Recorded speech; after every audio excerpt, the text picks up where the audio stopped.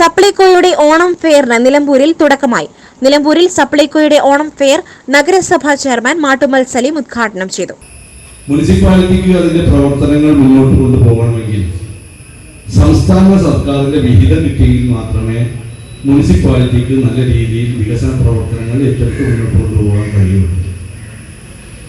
സംസ്ഥാന സർക്കാർ അത് തന്നിട്ടില്ലെങ്കിൽ മുനിസിപ്പാലിറ്റിയിൽ ഒരു വികസന പ്രവർത്തനങ്ങൾ നടത്താൻ കഴിയില്ല. അതുപോലെ തന്നെയാണ് സംസ്ഥാന സർക്കാരിന്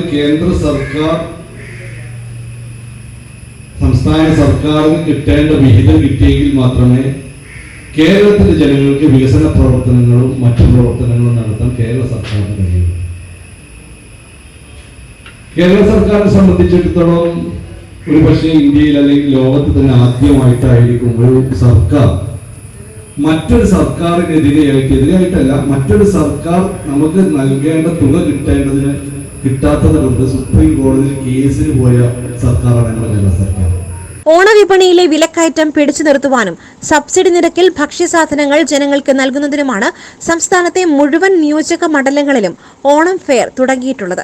ഓണവിപണിയിലെ വിലക്കയറ്റം തടയുന്നതിനും കുറഞ്ഞ വിലയിൽ ഓണസാധനങ്ങൾ നൽകുന്നതിനുമായി സപ്ലൈകോ സംസ്ഥാനത്തെ മുഴുവൻ നിയോജക മണ്ഡലങ്ങളിൽ തുറക്കുന്ന ഓണം ഫെയറിന്റെ ഭാഗമായാണ് നിലമ്പൂർ സൂപ്പർ മാർക്കറ്റിൽ ഓണം ഫെയർ തുറന്നത്.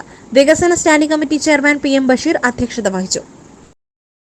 SS Gold, Pure Gold. SS Group, Nilambur.